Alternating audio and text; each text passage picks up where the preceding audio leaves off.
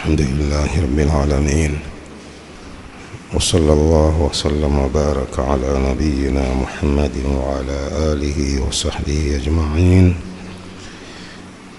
أما بعد، leo ni tarehe pili ya mwezi mtukufu wa Dhulhijja mwaka 1447 Hijria, sawa na tarehe 19 ya mwezi wa 5 mwaka 2026 miladia.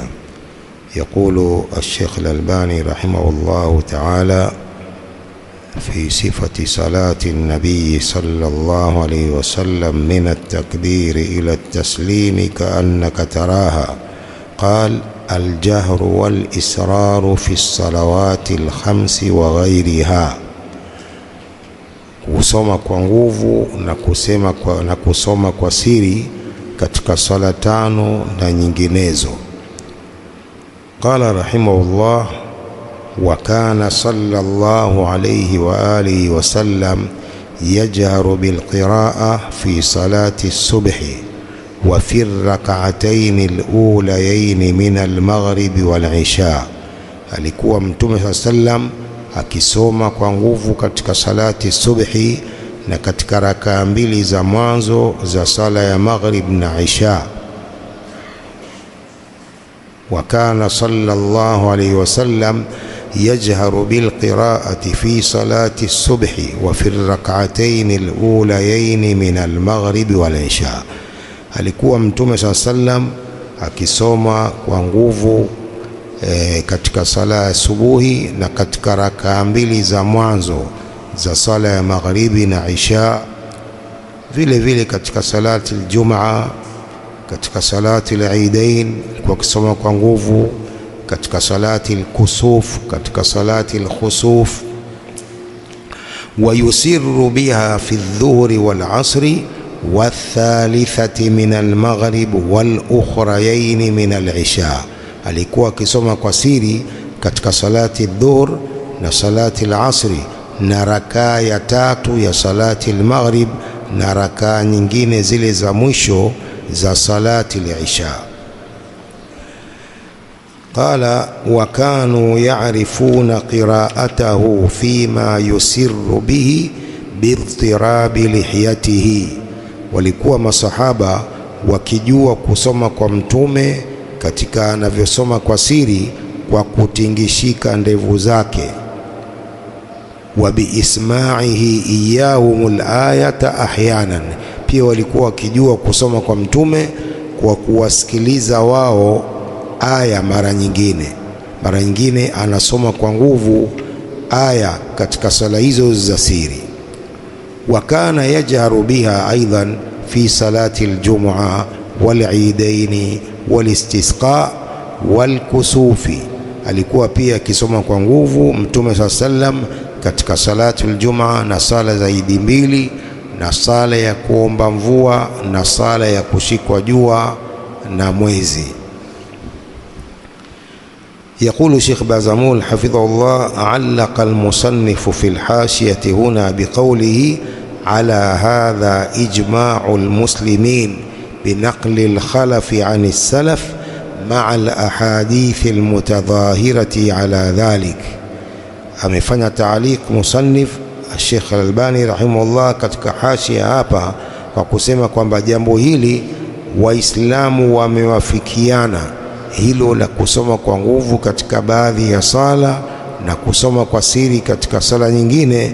ala hadha ijma'u almuslimin binaqli alkhalafi an salaf, kwa kunukuu hao waliokuja nyuma wamenukuu kutokana na wale waliopita.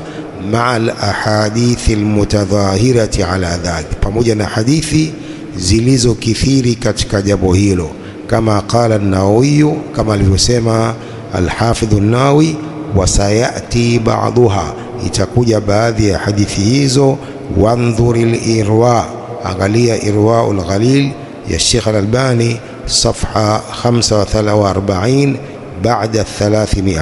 قد تواتر ذلك تواترا معنويا, zimekuwa mutawatir katika hilo mutawatir maanawi, hadithi za Mtume sallallahu alayhi wasallam. قال شيخ بازمول حفظه الله في هذا الفصل المسائل التالية. katika mlango huu kuna masala yafuatayo. Almas'alatu alula ma huwa dhabitu alqira'ati as-sirriya walqira'ati al-jahriya, nini qaida ya kusoma kwa siri na kusoma kwa nguvu? Nini qaida yake hiyo, kusoma kwa siri na kusoma kwa nguvu? Qala al-ulama'u dhabitu alqira'ati al-jahriya an yatluwa al-ayata bihaythu yasma'u man bijiwarihi. Dhabiti ya kusoma kwa nguvu, yani kaida yake ni mtu kusoma aya kwa namna ambapo anasikia yule aliye jirani yake. Yule aliye jirani yake katika safu anasikia sauti ya huyu ambaye yuko naye katika safu. Idhan dhabitu alqira'ati aljahriya an yatluwa alaya bihaythu yasma'u man bijiwarihi, fa idha qara al-insanu al-aya wa sami'ahu man bijiwarihi fa innahu qara'a qira'atan jahriya. Mtu anaposoma aya halafu akamsikia huyo aliye jirani yake, sio jirani wa nyumba, jirani katika safu mtu akisoma aya halafu aliye jirani yake akasikia, huyo amesoma qiraa, amesoma kwa nguvu. Huyo akiwa mwenzake hapa ile karibu naye anasikia, huyo ndio anaambiwa kwamba anasoma kwa nguvu. Waqalu, wakasema maulama, amma alqiraatu sirriya, ama kusoma kwa siri, fahiya an yatluwa al-insanu an yatiya bil adhkar wa yuharrika biha lisanahu bihaythu yusmi'u nafsahu wa la yasma'uhu man kana qariban minhu. Ni mtu kusoma Qur'an au kuleta adhkar za rukuu, adhkar za rukuu na sujudu, na kutingisha ulimi wake kwa namna ambapo anaisikilizisha nafsi yake tu, hasikii huyu aliyekuwa karibu naye. Huyo ndo amesoma kwa siri, anajisikia mwenyewe, lakini huyu aliye karibu naye hasikii anasoma nini huyu. Hiyo ndiyo dhabit ya alqiraa as-sirriya. فالقراءة السرية لا بد فيها من حركة اللسان. kusoma kwa siri ni lazima kutingisha ulimi. وذهب شيخ الإسلام ابن تيمية رحمه الله أنها تصح ولو لم يسمع نفسه. شيخ الإسلام ابن تيمية رحمه الله anasema inasihi kusoma kwa siri hata mtu hakuisikilizisha nafsi yake, yani nafsi yake pia haisikii qiraa anachosoma mwenyewe, hiyo pia inasihi kuwa ni qiraa, kusoma kwa siri. Wadhahaba ghayruhu, wamekwenda wasio kwa yeye, ila anna alqiraata as-sirriya la budda fiha min harakati lisan. Kusoma kwa siri lazima kutingisha ulimi. Wala budda fiha min isma'i nafsihi, na lazima katika kutingisha ulimi lazima mtu aisikilizishe nafsi yake.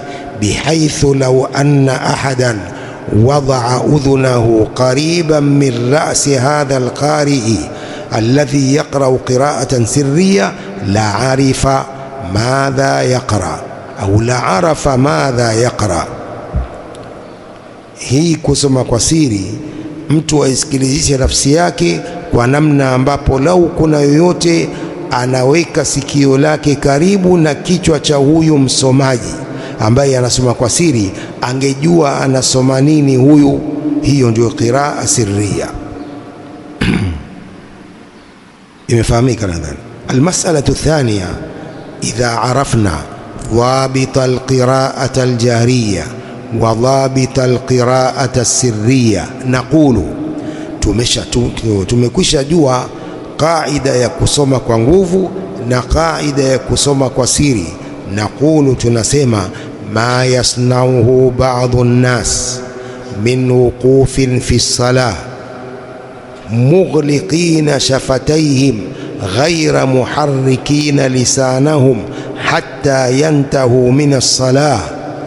Asema wanayofanya baadhi ya watu, kusimama katika sala hali ya kufunga midomo yao, hali ya kutoharikisha na kutotingisha ndimi zao mpaka wamalizi kuswali, midomo wameifunga, ndimi hazitingishiki. La yuharrikuna lisanahum fil qiraa fil qiyami alladhi bihi alqiraa, hawatingishi ndimi zao katika kusoma wakati wa kusimama ambapo kuna kusoma.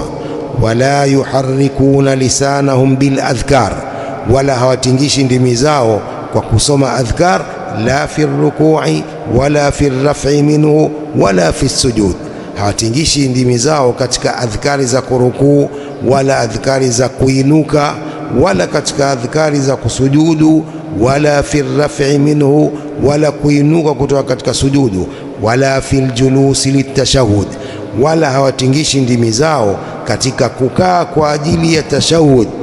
Fanaqulu haulai salatuhum batila, tunasema hawa sala zao ni batili. Liannahum lam yaqra'u fi sala, sababu hawajasoma katika sala. Hawa waliofunga ndimi zao, hawatingishi ndimi zao, si katika kusoma Fatiha wala katika adhkari za rukuu na sujudu wala itidal, wamefunga ndimi zao, hawazitingishi, wamefunga midomo yao. Hawa naqulu haulai salatuhum batila, hawa sala zao ni batili. Liannahum lam yaqra'u fi sala, sababu wao hawajasoma katika sala.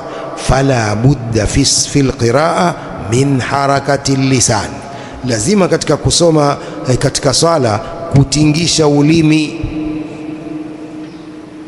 Ndio unaambiwa umesoma Qur'ani, umesoma adhkar, ikiwa ulimi wako unatingishika wakati wa kusoma. Lakini kufunga mdomo bila kutingisha ulimi, hiyo sio kusoma. Labda ukisoma gazeti ndio unafanya hivyo, unaangalia tu unaelewa, lakini Qur'ani, adhkar, lazima kutingisha ulimi. Naam. Qala wa inda ba'd al-fuqaha la budda fi al-qira'ati as-sirriya min harakati al-lisani wa isma'i nafsihi au wa isma'i nafsihi. Kwa baadhi ya maulama wa fiqhi, lazima kusoma kwa siri, kutingisha ulimi na mtu kuisikilizisha nafsi yake vile anavyosoma. Wa hadhihi qadhiyatun muhimma, haya ni masala muhimu. Kathiran ma yati an-nasu yaqulun, wengi asema, mara nyingi watu wanakuja na kusema nuhafidhu ala adhkari sabahi wal masai wa nasta'idhu billah wa ma'a dhalika asabana kadha au hasala kadha. Asema wengi wanakuja na kusema tunahifadhi sisi na kusoma adhkari hizi za asubuhi na jioni, tunamtaka hifadha Allah na kila uovu. Pamoja na hivyo, lakini asabana kadha, mambo kadha yanatupata, hasala kadha, limepatikana kadha, wakati sisi tunajilinda kwa Allah, lakini mbona majanga yanatupata? Naqulu adhkaru sabahi wal masai idha qultaha sirran la budda an tuharrika biha lisanak, tunasema adhkari za asubuhi na jioni unapozisema kwa siri lazima utingishe ulimi wako. La yanfau an tamurra biainaika ala sutur, haifai kupitisha macho yako juu ya mistari tu ile iliyoandikwa. Wataqulu hadhihi hiya alqira'atu sirriya, alafu unasema hii ndiyo kusoma kwa siri, kumbe umepitisha macho tu. Hadhihi la tusamma qiraa, hii haiti kusoma kabisa. Wala tusamma kalaman fi lughati al-arab, wala haiti ni maneno katika lugha ya Kiarabu. Alqiraatu fi al-kalami fi lughati al-arab la budda fihi min harakati al-lisan, kusoma katika maneno katika lugha ya Kiarabu lazima kutingisha ulimi. Lidhalik kama tarawun jaa fi al-hadithi anna as-sahabata ridwanullahi alayhim كانوا يعرفون قراءة الرسول صلى الله عليه وسلم في السرية باضطراب لحيته. Imekuja katika hadithi kwamba masahaba ridwanullahi alaihim walikuwa wakijua kusoma kwa Mtume sallam, kusoma kwa siri, walikuwa wakijua kwa kutingishika ndevu zake. Mimma yadullu anna ar-rasul sallallahu alaihi wasallam hatta fi sirriya kana yuharriku lisanahu wa shafatayhi. Hii inafahamisha hadithi hii kwamba Mtume sallam hata katika sala za siri alikuwa akitingisha ulimi wake na midomo yake. Wa hadha ma'a al-qudra wa adami al-mani, na hili ni pamoja na uwezo wa kufanya hivyo na kukosekana kizuizi. Hakuna kizuizi chochote cha kumfanya mtu asitingishe ulimi, hapo ni lazima atingishe ulimi wake. La, kuna kizuizi, kuna dharura, ulimi unamuuma, mdomo ana maradhi ya mdomo, hawezi kufungua midomo yake, hiyo ni udhuru na ni mane.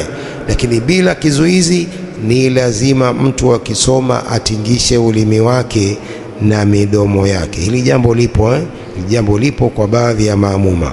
Aidha wengine hawajui kusoma au wengine wanajua lakini wanapitisha zile aya katika moyo tu bila kutingisha ulimi. Utamwona mtu anasali, ukiangalia hivi unamwona mtu huyu anatingisha ulimi anasoma, huyu tashahudi yuko kimya, mdomo ameutia zipu, hautingishiki mdomo. Sasa hiyo si swala hiyo. Sheikh anasema sala ni batili kwa hawa ambao hawatingishi ndimi zao na midomo yao wakati wa sala.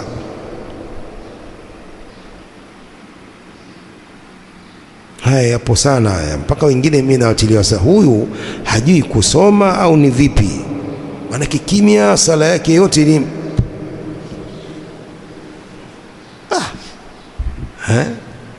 sala ya vipi hiyo? Kwa hiyo sala zinakuwa batil kwa wale wasiosoma katika sala.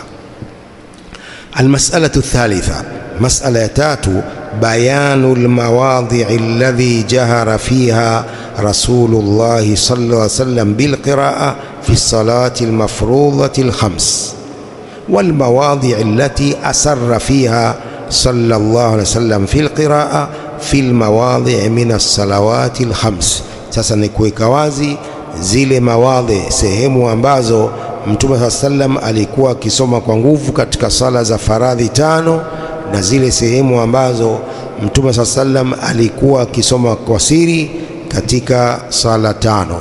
Fadhakara anna ar-rasul sallallahu alayhi wasallam kana yajharu bilqira'a fi rak'atayn au fi rak'atay al-fajr. Mtume sallam alikuwa akisoma kwa nguvu katika rakaa mbili za salatul fajr, wa fil ulayaini min salati al-maghrib, na katika rakaa mbili za mwanzo za salatul maghrib, wa fil ulayaini min salati al-isha, na pia katika rakaa mbili za mwanzo za salatul isha alikuwa akisoma kwa nguvu katika sala hizo. Wa kana yusirru fil qira'a fima ada dhalik, na alikuwa akisoma kwa siri katika isiyokuwa sala hizo. Wa kulna, na tulisema maana liisrari, maana ya kusoma kwa siri, huwa an yakuna biharakati lisan, ni kuwa kwa kutingishika ulimi. Amma an yaqifa linsanu jamidan la yuharriku shafatayhi wala lisanahu wala yusmi'u nafsahu inda ba'dhi alfuqaha fa inna hadha laysa biqari. Sheikh anarudia tena anasema ama mtu kusimama jamidan la yuharriku shafatayhi, ndio jamidan, amesimama jamid, hatingishi midomo yake wala ulimi wake wala haisikilizishi nafsi yake anavyosoma. Kwa baadhi ya mfuqaha maulama wa fiqhi, huyu hajasoma kitu. Wa illam yaqra surat al-Fatiha illa bihadhihi sura wa hiya ruknun fasalatuhu batila. Hata akisoma suratul Fatiha, hakusoma suratul Fatiha isipokuwa kwa sura hii ya kufunga ulimi wake na midomo yake, haitingishiki midomo wala ulimi. Ikiwa atasoma Fatiha kwa sura hii, wa hiya ruknun, wakati Fatiha ni nguzo katika nguzo za sala, fasalatuhu batila, sala yake hiyo ni batili. المسألة الرابعة صلاة الجمعة وصلاة العيدين وصلاة الاستسقاء وصلاة الكسوف كان الرسول صلى الله عليه وسلم يجهر بها. صلاة الجمعة na صلاة idi mbili na sala ya kuomba mvua, sala ya kushikwa kwa jua na mwezi, Mtume sallam alikuwa pia akizisoma kwa nguvu. Wa ma'lumun anna salata aljum'a takunu fi an-nahar wa salata al-eidain fi an-nahar wa salata al-istisqa takunu fi an-nahar kadha salatu al-kusuf. Na inajulikana kwamba salatu aljum'a inakuwa mchana, sala idi mbili pia ni mchana, sala ya kuomba mvua inakuwa mchana, vile vile sala ya kushikwa kwa jua inakuwa mchana. Qala sawaun kana kusufan au khusufa, sawa ilikuwa ni kushikwa kwa jua au kushikwa kwa mwezi.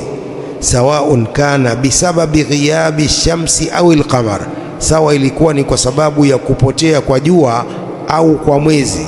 Hiyo kushikwa kwa jua au kwa mwezi, sawa ilikuwa sababu yake ni kupotea kwa jua au kupotea kwa mwezi. Hivyo hivyo Mtume alikuwa akisoma kwa nguvu sala hizo. Almas'alatu alkhamisa idha salla al-insanu fardha al-maghrib, mtu anaposali faradhi ya salati al-maghrib au salla al-isha au akasali isha au salla al-fajra sallahu munfaridan au akisali salatu al-fajri akaisali peke yake, hal yajharu au yusirru, yeye atasoma kwa nguvu au atasoma kwa siri? Mtu anasali peke yake sala hizi za kujihirisha na kusoma kwa nguvu, je, mtu mwenyewe peke yake asome kwa nguvu au asome kwa siri? Qala Sheikh Bazamul hafidhahullah, dhakarna anna ar-rasul sallallahu alayhi wasallam kana yajharu fiha bilqiraa salat al-fajr wal-ulayayn min salati al-maghrib wal-ulayayn min salati al-isha. Tumetaja huko nyuma kwamba Mtume sallam alikuwa akisoma kwa nguvu salatu al-fajri na rakaa mbili za mwanzo za salati al-maghrib na pia rakaa mbili za mwanzo za sala ya isha. Fadhahaba ba'dhu ahli al-ilmi annahu yarfa'u sawtahu akhdhan bi'umumi qawlihi sallallahu alayhi wasallam sallu kama ra'aytumuni usalli. Baadhi ya maulama wanasema huyu anayesali peke yake sala hizi pia naye atainua sauti yake kwa kutekeleza na kuchukua umum, kuenea kwa maneno ya Mtume sallam, salini kama mlivyoniona nikisali. Kwa anayesali peke yake sala hizi pia itabidi asome, ainue sauti yake. Wadhahaba akharun, na wengine wamekwenda katika maulamaa, anna almunfarida idha salla hadhihi salawati allati jaa fiha aljahru yusirru wala yarfa'u sautahu. Wengine wanasema maulamaa kwamba anayesali peke yake sala hizi ambazo imekuja kusomwa kwa nguvu atasoma kwa siri na hata inua sauti yake, huyu anayesali peke yake. Sababu qalu lianna al-imama fi hadhihi salawati yusmi'u an-nasa, kwa sababu imamu katika sala hizi anawasikilizisha watu ile qiraa, anaposoma anasoma kwa nguvu ili maamuma wasikie. Wa rasulu sallallahu alayhi wasallam innama nuqila anhu aljahru fi adaiha jamaa, na Mtume sallam imenukuliwa kwake kusoma kwa nguvu katika kutekeleza jamaa, anaposalisha jamaa. Fa idha salla munfaridan yusalli ka salati almunfarid, akisali peke yake anasali kama sala ya mwenye kusali peke yake. Inshaa rafa'a wa inshaa jahara, akitaka atainua sauti. Qala inshaa rafa'a wa inshaa jahara, yote hii ni kusoma kwa nguvu.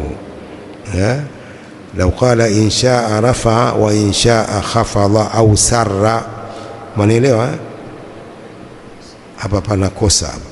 Inshaa rafa'a wa inshaa jahara, yote hii ina maana kuinua sauti, lakini inshaa rafa'a au jahara wa inshaa asarra au khafadha sauti, akitaka atainua sauti, akitaka atasoma kwa siri. Huyu anayesali peke yake. Hawa ni baadhi ya maulamaa wanaosoma hivyo kwamba Mtume sallam alikuwa akiinua sauti katika sala za jamaa anaposalisha. Anaposali peke yake anasoma kwa siri. Wa hadha riwayatun an Ahmada, hii ni riwaya imepokewa kutokana na Imam Ahmad, anna almuslima idha salla munfaridan as-salata al-mafruḍa allati sunnatu al-jahru fiha, kwamba muislamu akisali peke yake sala ya faradhi, sala ambayo sunna ni kusoma kwa nguvu, annahu la yusannu lahu raf'u sauti wal jahru fiha, ni kwamba muislamu huyo anayesali peke yake sio sunna kuinua sauti katika sala hiyo.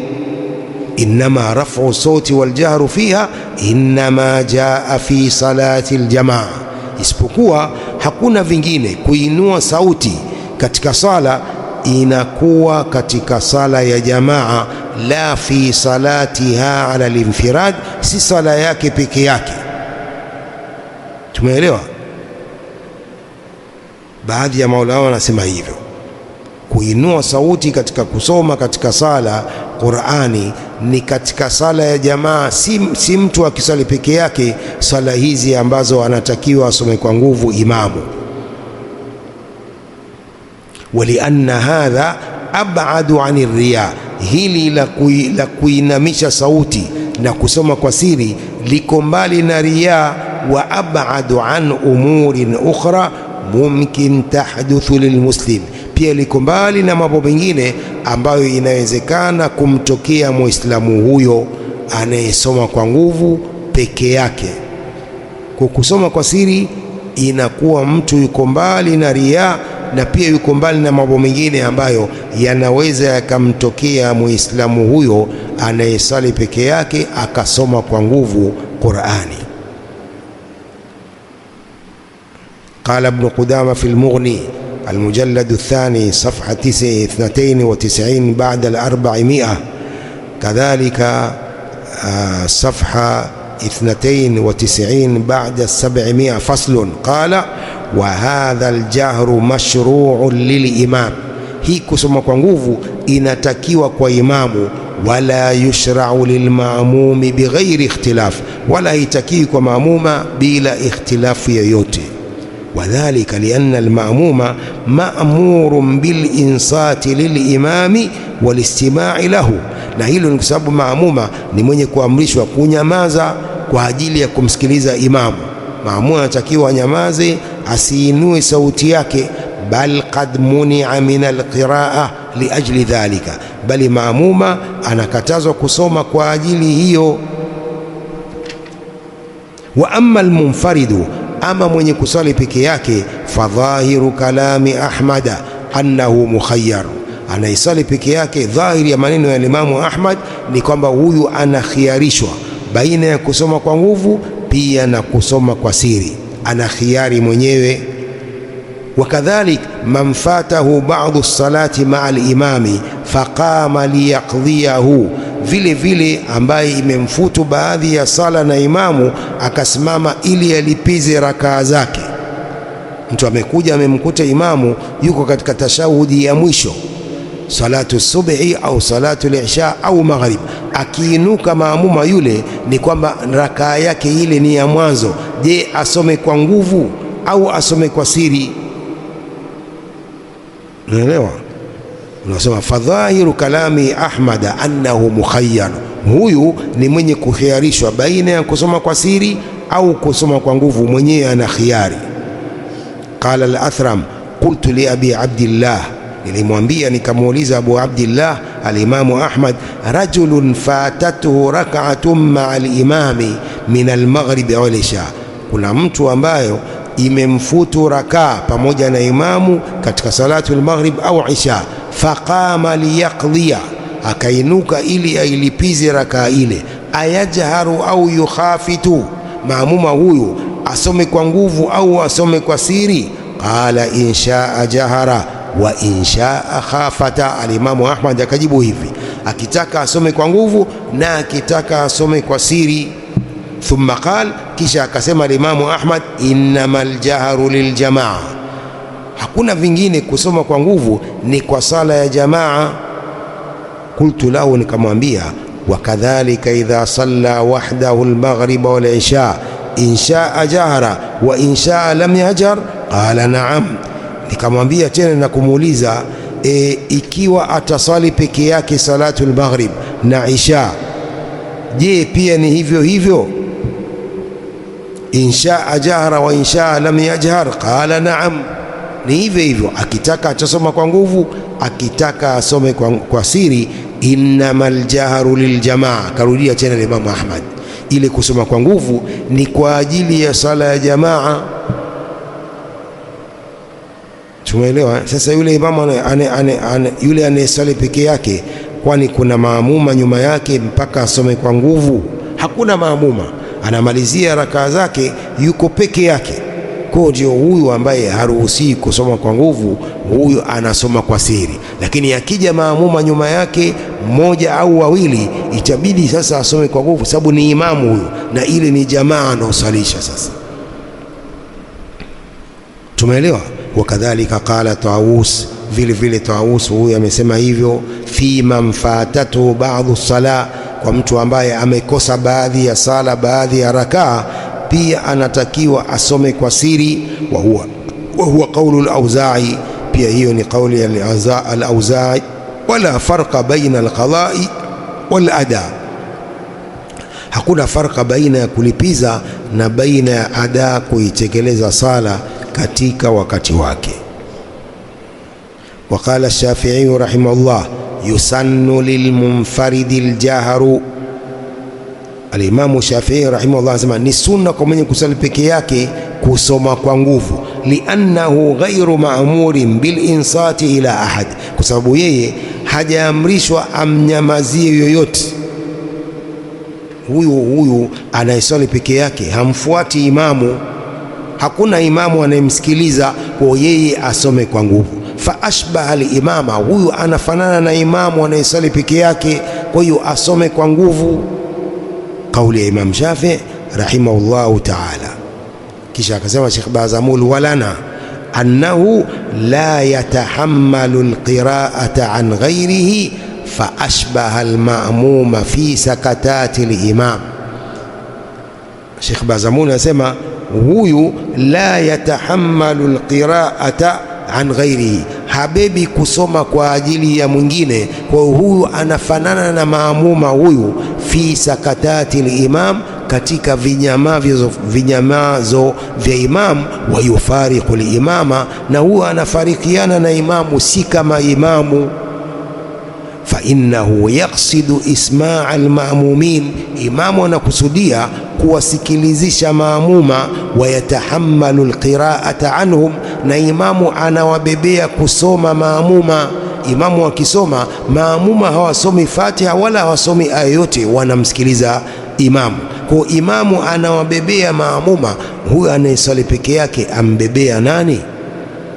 Wa ila hadha ashara Ahmadu fi qawlihi innamal jahru liljamaa.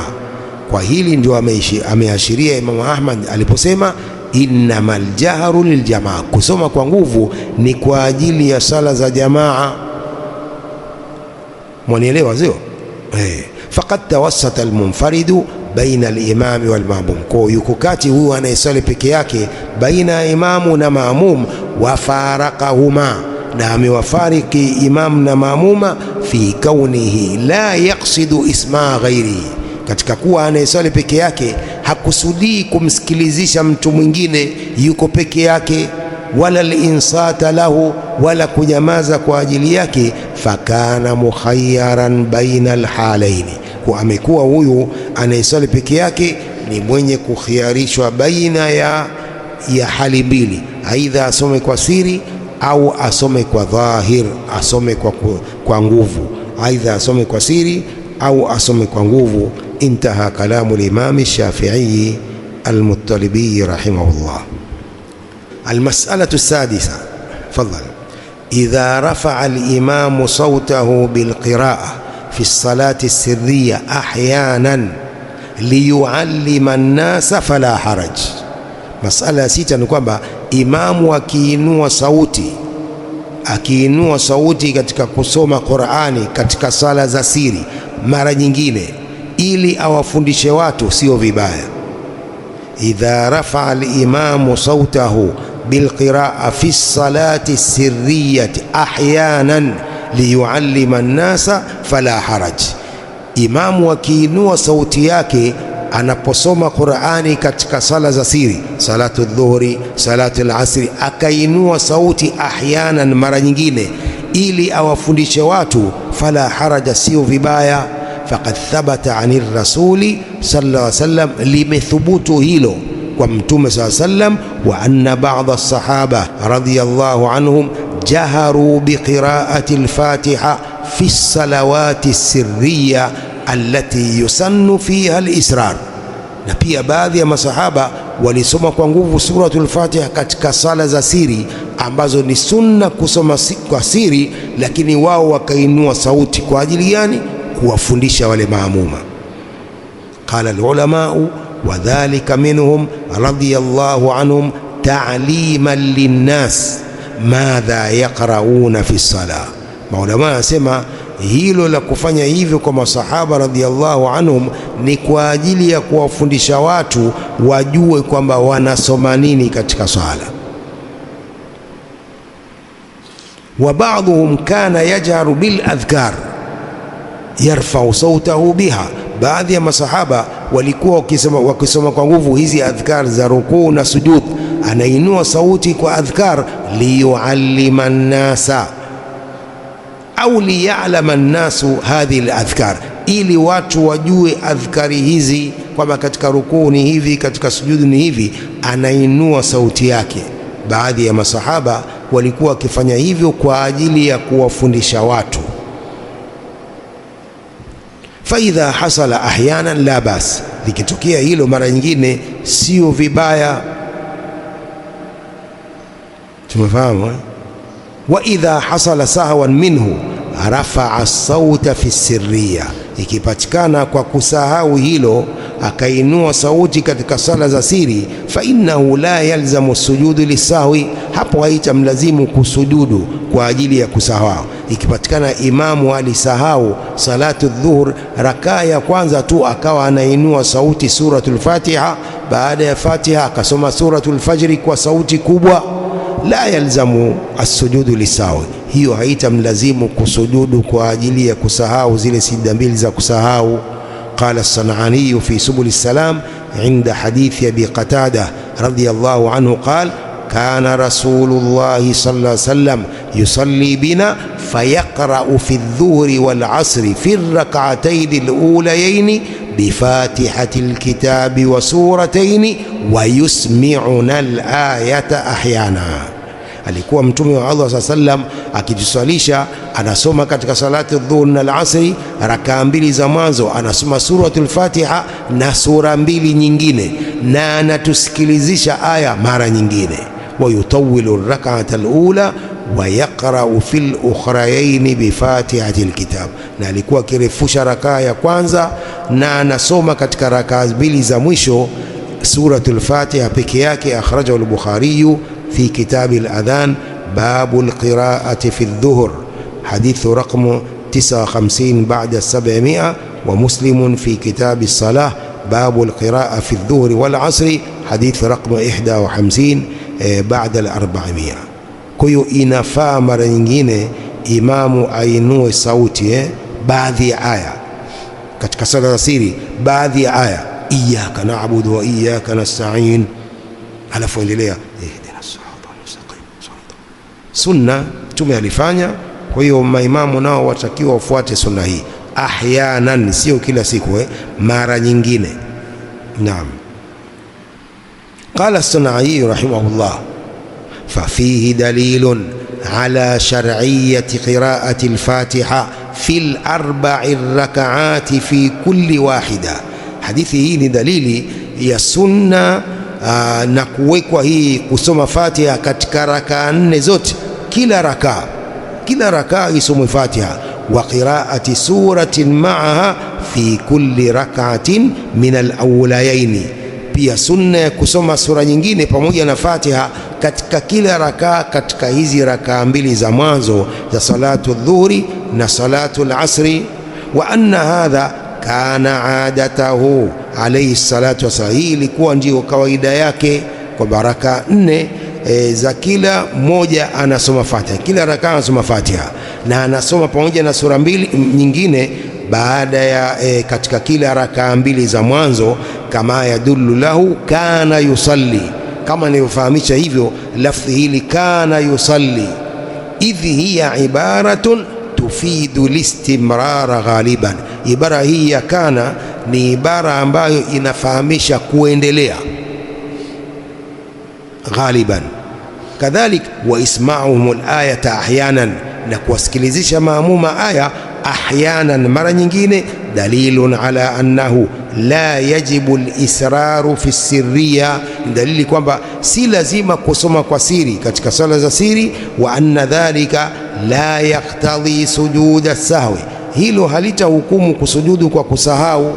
Wa fi qawlihi ahyanan ma yadullu ala annahu takarrara dhalika minhu, katika kauli yake muallif ahyanan inafahamisha kwamba lilikuwa likikaririka hilo.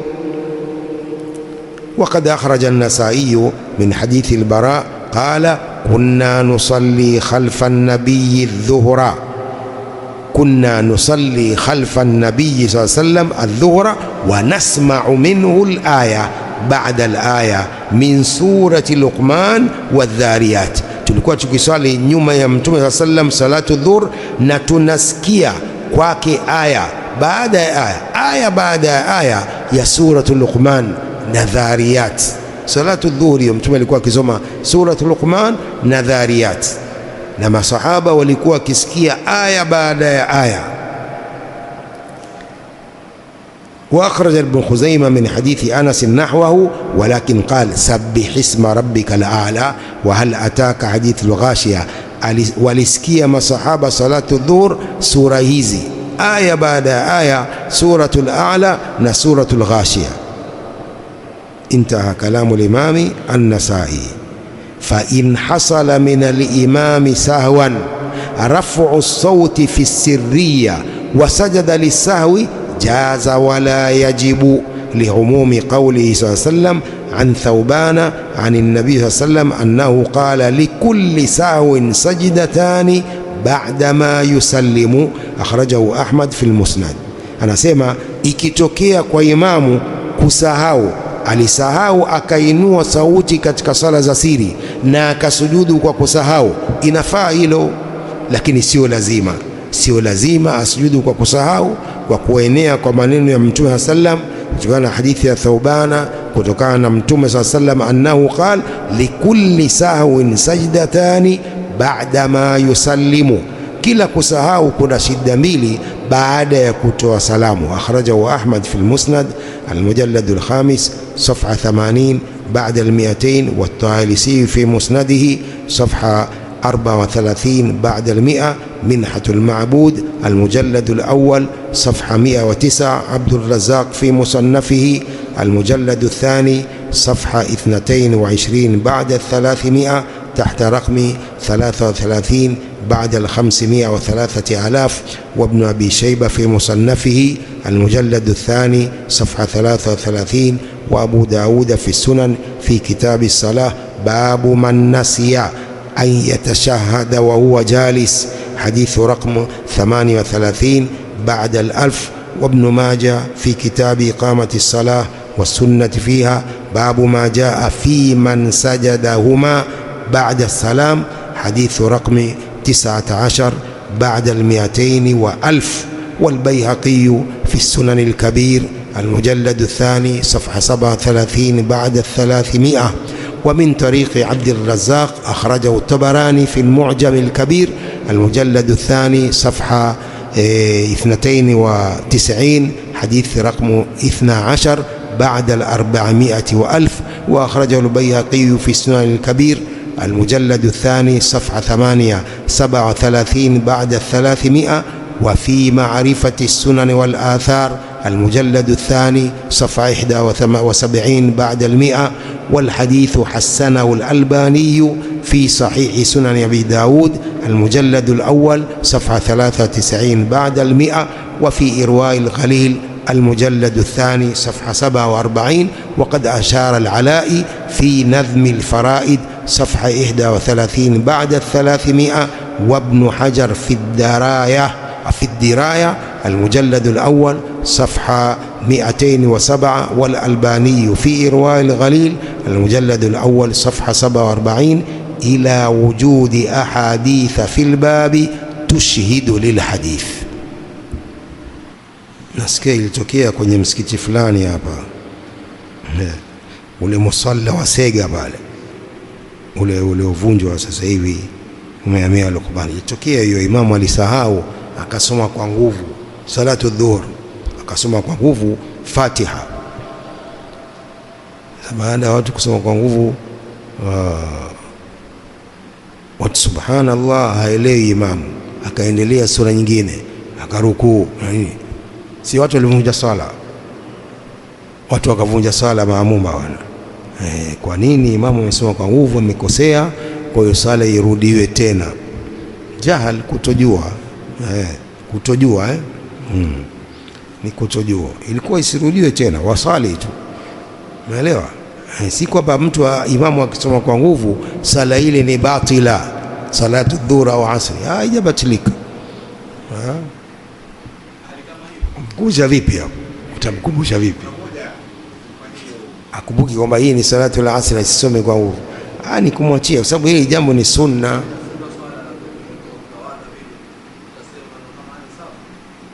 Kwani kasahau? Si bado hajafunga swala, hajasahau hapo. Maamuma kumwambia imamu yafaa, kwa maamuma yafaa, lakini hakuna haja ya kumwambia. Swala haibatiliki. Haibatiliki, ni kumwachia tu mpaka mwisho wa sala. Leo ulisahau nini ukasoma kwa nguvu? Nilisahau, sala imesi. Naam. Au pengine awafundisha maamuma wake, pengine akusudia kuwafundisha. Kwa vyote swala inakuwa ni sahiha, haibatiliki. ونكتفي بهذا القدر والله أعلم. وصلى الله وسلم وبارك على نبينا محمد وعلى آله وصحبه أجمعين.